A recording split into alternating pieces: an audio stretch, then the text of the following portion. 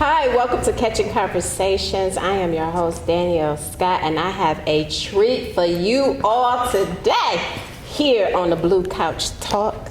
Hi, Olrick. Hey, how you doing, Danielle? Welcome to Catching Conversations. Thank you so much for having me. So this is my brag part. I get to brag on him, y'all. Let me tell y'all, he sent me his bio. I don't know where to begin. I mean, just a wealth of greatness. Oh, I appreciate And one that. of my favorite sayings is when greatness is in the room, when I rub elbows with greatness gonna rub off on me. Well, let me rub your elbow because you know what I'm saying. Like I heard that you great too. So it's cool. Yeah. So let me just brag on him real quickly.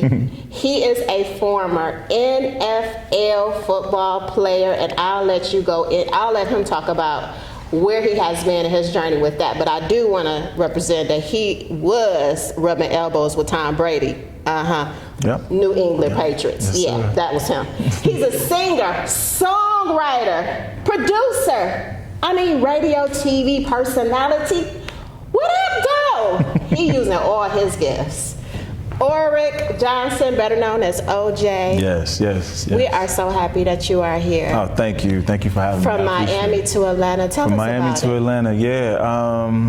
Well, the journey has been great. It's been awesome. I can't say as it has been with no rough times. Yeah. I think a lot of times people, they think everything is so smooth and so easy, and they'll say, well, because you have this and because you have that, that's how you're able to do this and transition and do that. But the truth of the matter is, everything is a grind. I think you understand that. Everything is a grind. I think it's a mentality.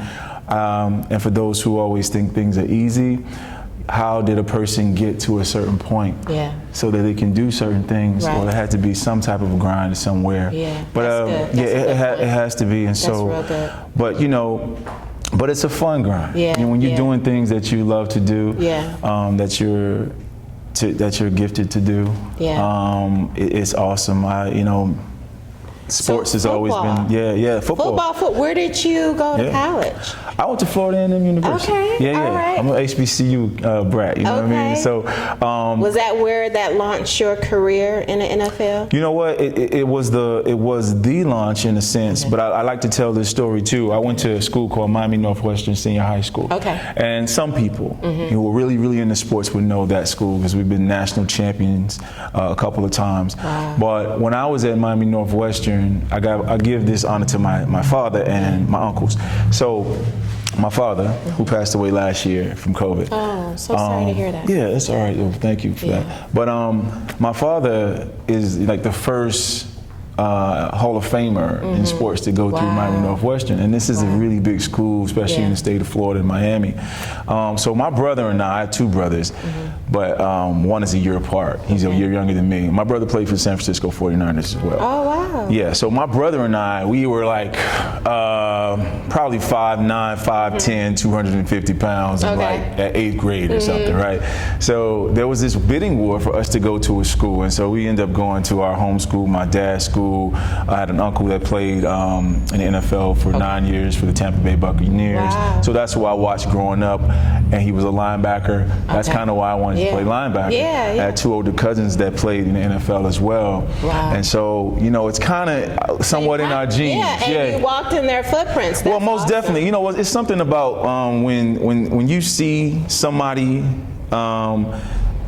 and they're in your bloodline, and you see them do something, then you can take ownership of that. You can say, I could do it too. And then they would remind us, my uncles, my father, my cousins that I was talking about, they would remind us. They would say, well, if this is something you want, you can do it because you're a Johnson. Wow.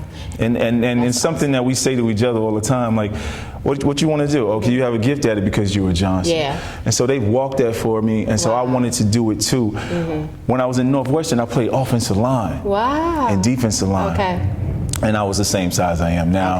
And so, because down there speed is everything. If you're over 220, they need guys on the line. And so it was like, that wasn't the best position for me, and it's not what I wanted to play. But I did well enough to make all city honors and things like that. When it came down to recruiting, there was one Division I school that said, we'll take you as a long snapper, and you probably won't play till your 5th year. And that was University of Miami. I didn't want to stay home. Yeah. And I definitely didn't want to still be a lineman. I wanted to be a linebacker like my uncle. Wow. And so I went to the school that wanted me the most, and that was Florida A&M University. Okay. They said, you can come here and play whatever position you want. We believe in you. We believe in your athleticism. And it's good to go places where you're wanted. Yeah. You know, when people are trying to make a bad decision, go where people want you. That's true. You know what I mean? Relationships, anything. Yeah. If they want you, then they'll make the best out of it. And so they believed in me, and I believed, I took it really seriously to say I owe them. Yeah.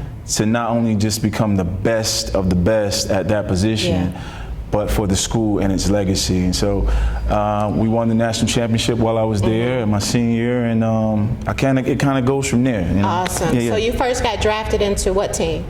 The New York Jets. Okay, so you played for the New York Jets, and then you went to... So the New York Jets was my first team. Okay. And then I went to the Minnesota Vikings to take more money. All right. I know that's right. Line it up. Yeah, got to line it up. Stack it up. Yes, sir. Yes. So yeah, I took my money to go to Minnesota. Didn't know what, that's a whole nother story, because I'm from Miami and I saw all that snow. Yeah, it was crazy. But then, one of my coaches from the Jets took a job as a head coach to be the New England Patriots head coach, and that's Bill Belichick. And a couple of years in, when my contract was, kind of on where I can make a decision, I said I wanted to go to New England. Yeah. And who wouldn't want to play with Tom Brady? Yeah. But the funny thing, Tom wasn't Tom yet. Okay. When I say that, I mean, because we came in around the same time, so he wasn't like the Tom Brady we know right now. Right. And that's why we all share a good relationship. Those who came in together. But so it was really at that time for me, it was about the coach. Wow. And he is the greatest coach of all time. But it was about the coach because I learned so much under him when I was with New York in a short period of time. I was like, I want to play for that guy, and that was the best decision I made. Of course, as with Super Bowls and things like that. Yeah. So that career probably was really amazing. It was an amazing time. When you're in your 20s, early 30s, it's an amazing time, man. I mean, it's your first job. You don't really know a lot. Some things you make mistakes on, but I think the best thing, and you go through a lot of ups and downs. People take advantage of you because you're open. The crooks come like crazy. They attack your friends, who then want a percentage of what you got, and they'll scam you too. So I learned who was really, really there for me. So that was like the greatest lesson you learned. Big lessons. Like during that time, those were the biggest lessons, and some really hurt because these are people you thought were like really your best friends, but they got incentives to make money. Wow. And they would bring things to you just so they can get 10% or 20% of it. And so you learn, but the blessing for me, and it kind of goes back to my father, like he was really he was my hero, but he was also my manager. And the only time I made mistakes was when I tried to get out of that and do things on my own. As long as I stayed in under him, everything always worked out fine. So awesome. Yeah. Well, we are going to have more of O.J. Johnson, honey, coming right back. We got to take a quick break, and when we come back, we're going to talk about his new foundation called Cleats to Curtain, and we're going to talk about how he transitioned from the field to film. We'll be right back with Catching Conversation. Most definitely. Big Chick of McDonough. We have fed over 1 million customers in our 50 years in business. We understand the needs of our community, and that's why we created a nonprofit organization called Big Chick King Foundation. The purpose of our foundation is to fill in the gaps, give back to our community, have food drives, clothing drives, back to school drives, take care of our seniors, and give free meals to those who are living paycheck to paycheck due to the high cost of living, overpriced rent, and inflated prices at the grocery stores. Big Chick King Foundation is a hunger relief organization. We have 3 chicken restaurant locations, McDonough, Lovejoy, and Stockbridge, and we will be giving out free meals through our Pay It Forward program. We are asking you to donate to the Big Chick King Foundation to aid us in our fight against hunger, poverty, homelessness, and financial instability. You can donate online through our GoFundMe account, or you can donate at one of our brick and mortar stores. Build up good karma and donate now. Big Chick of McDonough would also like to say congratulations to City Mayor Sandra Vincent and City Councilman Jamal Burt. Beyond Your Ordinary Incorporated is not just the organization that provides weekly broadcasts on Wednesdays and throughout the week. We go beyond that. Beyond Your Ordinary Incorporated has extended its services to the community, where you can receive services in which we provide methadone treatment and a plethora of services. We would like to make sure that we do everything that's ethically possible to bring services and treatment right at your doorstep. As you can see, we have a comfortable and safe environment. We are located in Henry County, near the McDonough Square. Beyond Your Ordinary Treatment Center has partnered with Changing Phases Behavior Support Incorporated. Through this partnership, we are able to offer a plethora of services that entails psychiatric treatment, medication management, grief counseling, MRT treatment, and so much more. We are here to address both your mental health and substance abuse needs. Make sure you learn more about our services at byoinc.org. Welcome back to Catching Conversations. We have Olrick Johnson here, former NFL football player. Yeah. So now we're going to talk about how he transitioned from the field to film. I first met Olrick when we did a movie together. Yeah. We was on set. I was a nurse. You were. Yeah. You know, Danielle, trust me, I forgot about that. But I never forgot your face. So I was trying to figure out. That's how we met. This is crazy. Yes. We met on set. We did a film called Christian Morris. Christian Morris. Yeah, we did the Christian Morris film together. Was it last year? That was, I don't even know that was last year. Earlier this year, I think. I think it was earlier this year. I know time goes. I know time. But it was earlier. Yeah. It was pretty. I'm pretty sure it was earlier this year. I think it was the top of this year. The top of this year. Okay, so yeah. I played his nurse. I'm so glad you talked about. Yeah. Yes. Oh my God, it's crazy. Yes. So from then I've been following. Like I didn't know I was gonna have a talk show. I was like, okay, you want to come on Catching Conversations? For sure. So now we are here. Yes. Having an interview. I get to interview a celebrity that I was on film with. Oh no. So it's such a privilege and an honor to just be in your presence. But let's talk about it. You have a organization called Cleats to Curtain. How did that come about? Well, you know, it's a heart thing. Cleats to Curtains is. I've seen people that are in my circle. I like that name, by the way. You like the name? Okay, you like the name? Yeah, that's okay. Because I worked on it a little bit. I was like, it came from the heart. Yeah, that's real dope. You like it? Okay, cool. Because it's kind of my story, you know. And I looked, and I have a group of friends. Of course, we all have circles, right? Yeah. And one of my very close friends is Q Parker. I guess a quarter of the group 112. Okay. Cupid doesn't matter. Everybody knows Cupid, right? He got a little something special for y'all. But it's cool. You moving ahead. But Q, when I came to Atlanta when I came to Atlanta, we did a couple projects together, and we just hit it off, and so. But we also were going through some of the similar things. So anyway, he started this thing called Brothers United. Okay. And Brothers United just kind of started organically with just guys who just wanted to put the phones down and just, let's talk about whatever's going on in your life, right? Yeah. And so, and then I started getting into radio, with another show. And then Cleats to Curtains just kind of came to my heart because I was like, everybody comes to me, a lot of people come to me and they'll say, oh, how did you do this and how did you do that? Yeah. And then I'm very involved with the NFL Players Association. Matter of fact, I was at a meeting last night and the NFL Trust and the Players Association have a lot of things that try to help guys transition, I would say, from like the sport of the NFL to whatever else they're going to do for the rest of their life, right? Because you can retire at a very young age, 25, That's 26, true. right? That's true. So you have a whole life to live. Yeah. And so I was just like, man, Cleats to Curtains speaks so much to me because my thing is, it is my story. Yeah. Getting on the football field, digging in your cleats, you know what I'm saying? Doing it on a high level, of course.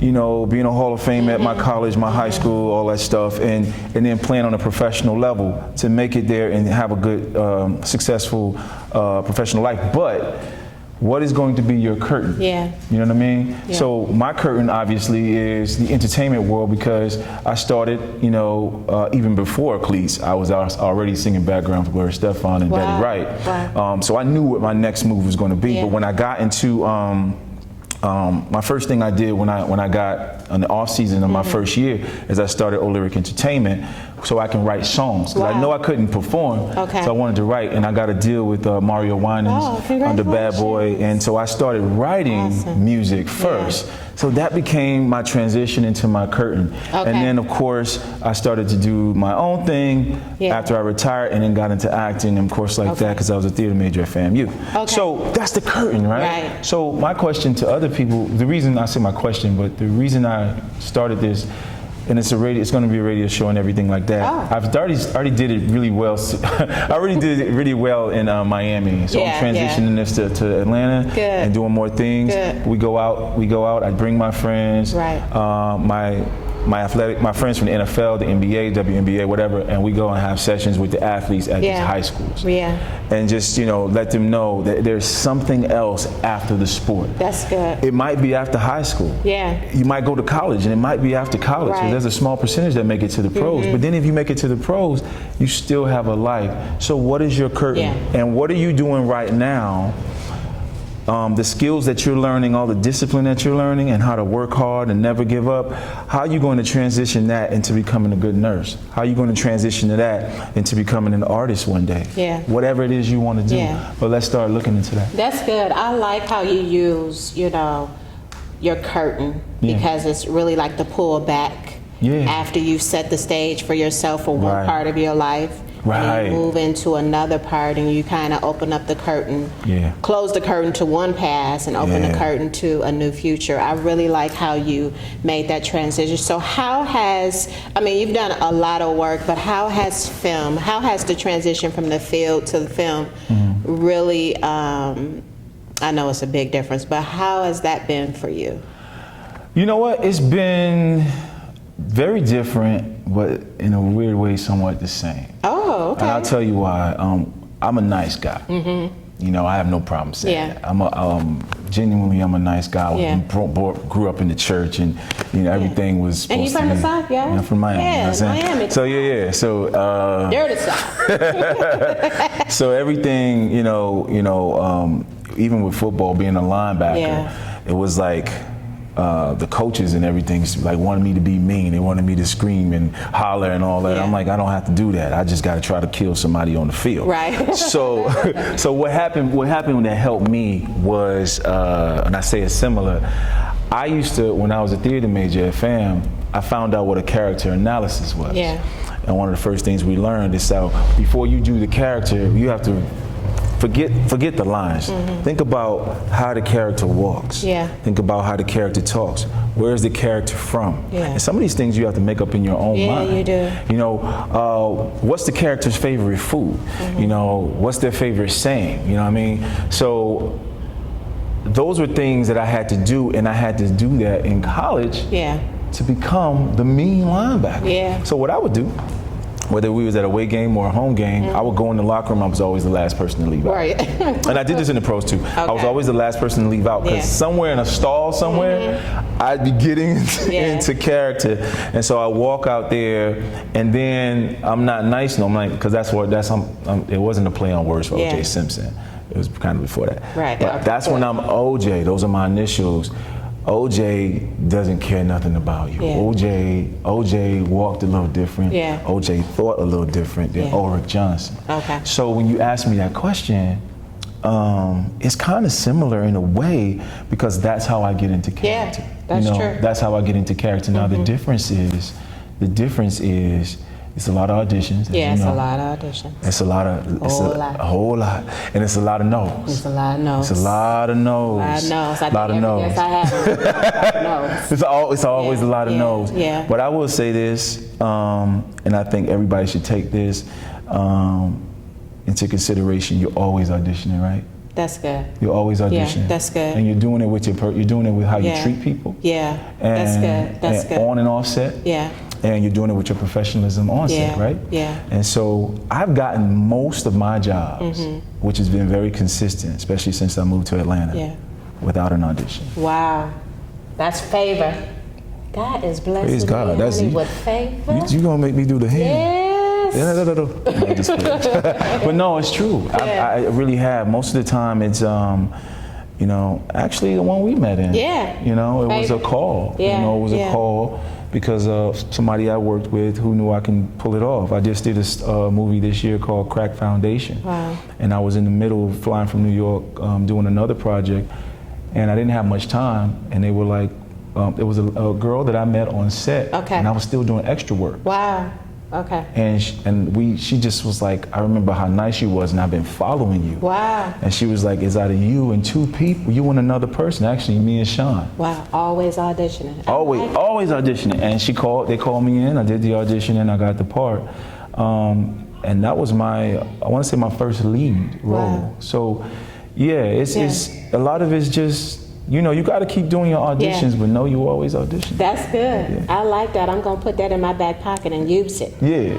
Well, we have to take another commercial break, and it's been good, honey. We are eating good. I hope y'all got your popcorn and some juice and some pie, honey, so we could come back and have some more catching conversations with Olrick Johnson. We'll be right back.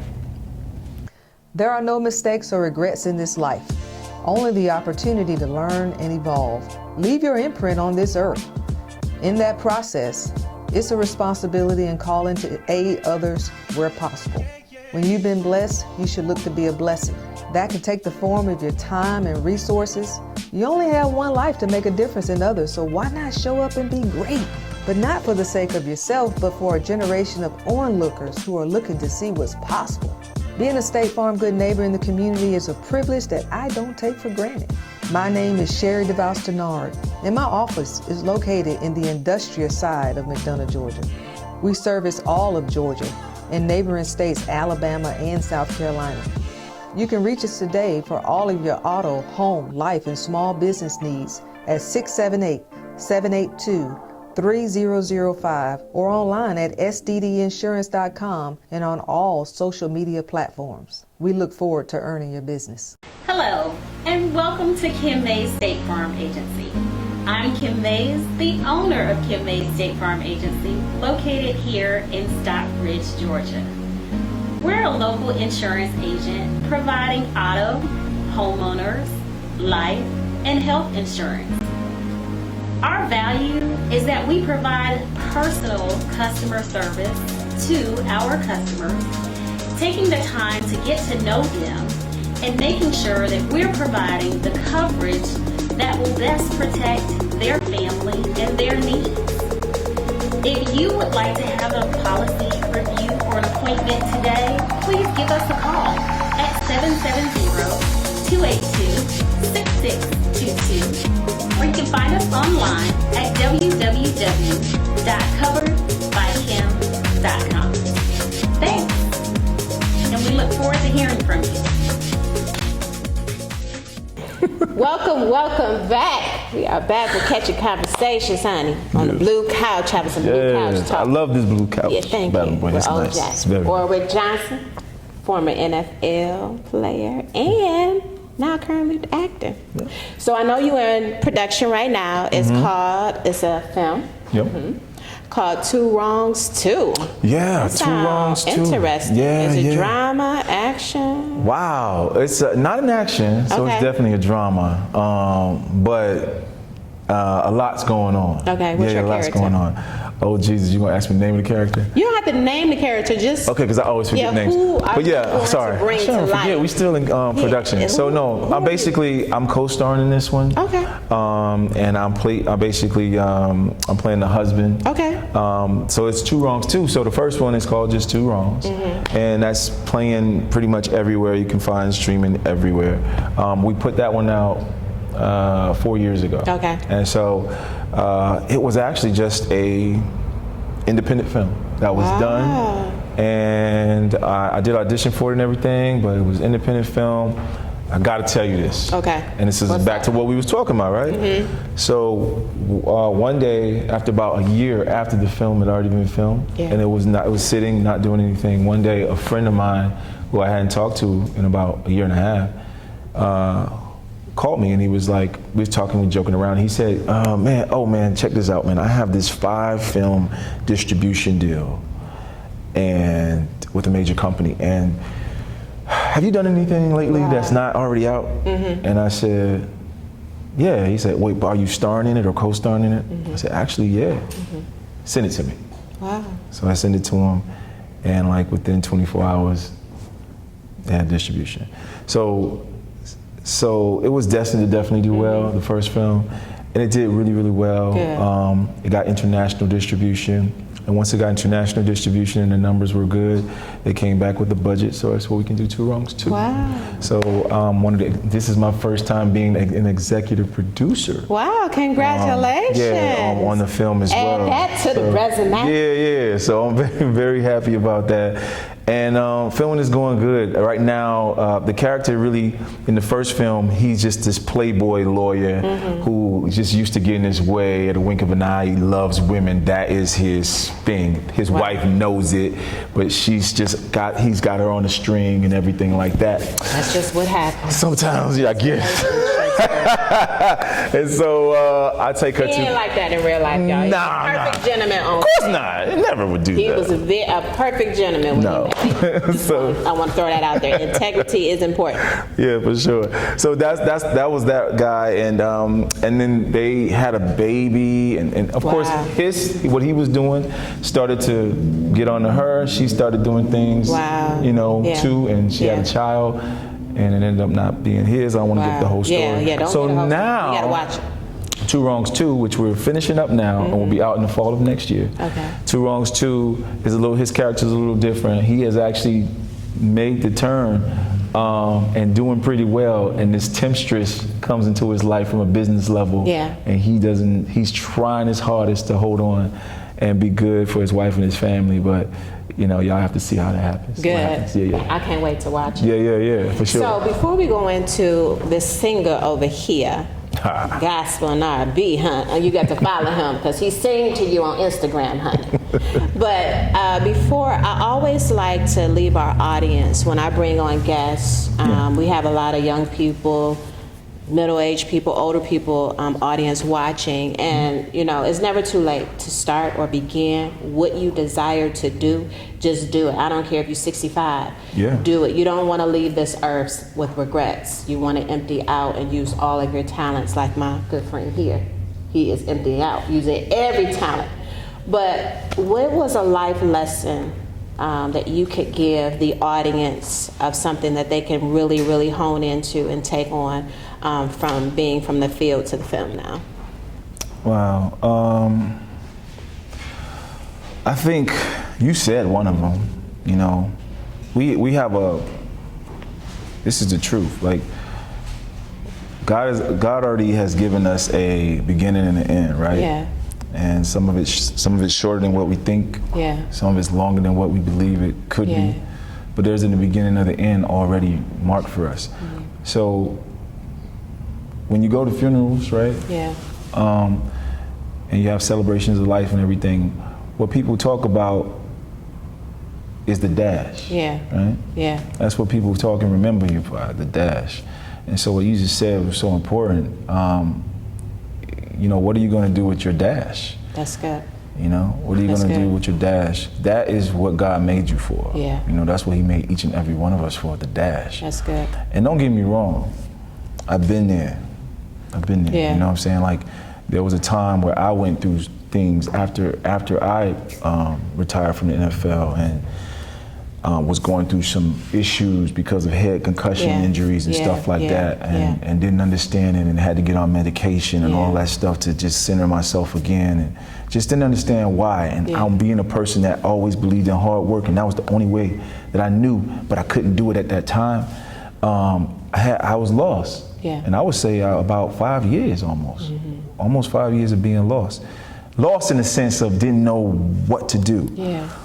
But when you're ready, God will throw you a bone and he'll let you know, hey, it's time to get back on the horse. Yeah. So to anybody, I would say, don't waste your dash. That's good. Make sure you do everything you can. And the last thing is pride. Yeah. Most of us. Yeah, that's good. Come Pride. on, Woo. Man, most of us, all of us, Talk we have about that pride. And you know what? And the more more elevated you have been in the past, whether it's that you did this before, or you used to be a lead singer of the church choir, number one, or whatever it is, or you graduated at the top of your class, and now you've had a couple kids, and your husband left you, whatever that is, you're scared to be vulnerable. Yeah. And go back to work. Yeah. But the people that you're worried about can't do nothing for you anyway. That's good. Don't worry about it. So you got to get started at some point. That's real good. And the same people who you're thinking about and worried about, as soon as you get to where you want to be with that business or whatever it is you're trying to do, with your education, those same people are going to be coming back to you saying, man, you know what? I always believe you can do it. Oh, you're such a blessing to me. That's true. Because they're watching you. They are. So if they're watching you, let them watch a good show, right? They silently. Yeah. Some are loud watching you, and some are silent. That's good. Right. But let's put on a good show for them. Well, singer. Let me tell you, I had to bring out my list so I won't forget. But he's worked with Usher. He was singer. Written and produced, either or of them, background singer, but just a few. He did Usher, Fantasia, Donnie McClurkin, and Jasmine Sullivan. So talented. Is singing like your baby? Yeah. Okay. I said that quick, didn't I? Yeah, you did. Yeah, music in general is like my first love. Okay. It always has been. When that thing that you just, from the beginning of time, that's the first thing you can remember loving to do. Yeah. Your outlet, that's so music for me.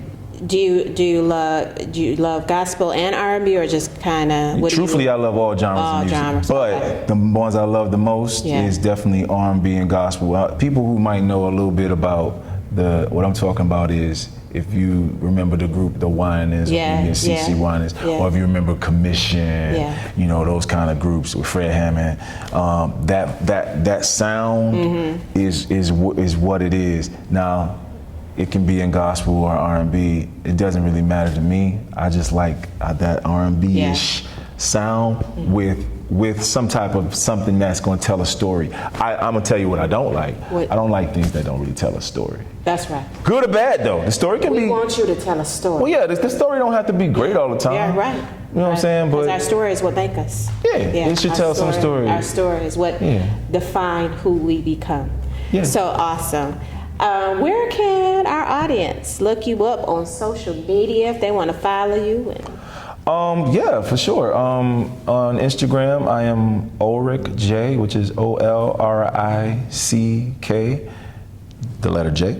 And and then on everything else, I'm pretty much my whole name, which is Olrick Johnson. On Facebook, Twitter, everything is Olrick Johnson. If you want to follow Cleats to Curtain, it's just Cleats, the number 2, Curtains. If you want to follow me more, the NFL Players Choir, which I'm a co-music director with Myron Butler, Grammy Award-winning gospel singer Myron Butler. NFL Players Choir, very, very much so, is a real thing. So you can follow them too. But yeah, Olrick J on Instagram, Olrick Johnson on everything else. Or you could just Google him. I got another Google friend. Just Google him, you can find it all out. That's what I did. But this is the holiday season, and we know that you are gathering with your family and your friends. And he said that he would give you a little taste to usher you right on into the holiday season. So y'all ready? If I had a piano, I'd be... Have yourself. Come on, I'm gonna take you on in. Come on. I'm gonna take you on in. You gonna take me? I started it. Now you gotta. You gonna give me the words? No. You wrote the words down? You ready? I think so. If I know the words. All right. But this is a song. If I mess up the words, y'all, it's cool, because she just put me on the spot. But I want y'all to have yourself a merry little Christmas.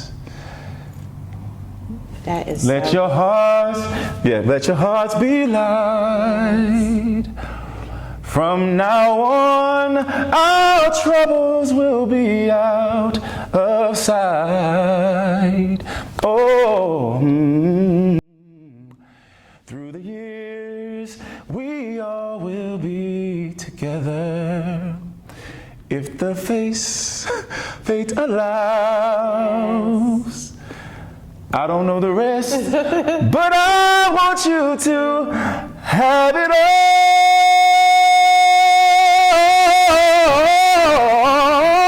all and have yourself a merry little Christmas now. Now, if you don't have a good Christmas off of that, woo, I told y'all it was fire, honey. God has blessed me with favor. I rubbed elbows today with greatness. Definitely. And greatness has rubbed off on me. This has been some good eating. Greatness has rubbed elbows with me, Thank too. you so much for feeding us and coming. Thank you. I don't take it lightly that you will take time to come and take Catching Conversations to the next level. And what you're doing is beautiful. I'm going to be watching. Yes. For real and supporting. Thank you so much. Anything you need from me, I got you. Thank you so much. Sure. Ain't that awesome? Yeah. Well, we want you to have a Merry Christmas and a Happy New Year. Once again, I'm here with Olrick Johnson, former NFL player and also now actor, singer. He still got that in his belt. We look to see from you soon and hear from you as you watch Catching Conversations. Stay tuned. See ya! All right. Curtis Butler III was born and raised in Charleston, South Carolina. His family originates from the small nearby town of Aiken. After graduating high school, Curtis joined the Army. He served his nation admirably during combat and decided the time was right to start a civilian life. Somewhere along the way, things failed to turn out as planned. Curtis soon found himself homeless while facing one of the toughest battles of his life. Instead of allowing the situation to dictate his life, Curtis struck out and took control, making him a hero all over again by winning a 7-year fight with the VA administration in obtaining his disability benefits, and now helps others in the same situation. Curtis is now an advocate for veterans. He has written 2 books. His second book is A Warrior Married to His Wife and PTSD. Curtis understood far too many veterans were coming home to nothing and are being forgotten. His hope is to help as many of his fellow veterans during their struggle to find meaning and purpose in the real world as they adjust to a normal life. Don't give up. Help is out there. I'm Natasha Fabian, founder of the Producers Network Insurance. I want to show you how to build a legacy with me, the Benefits Lady. With over 25 years of professional wealth building experience, my company has helped many families to find their way to financial freedom.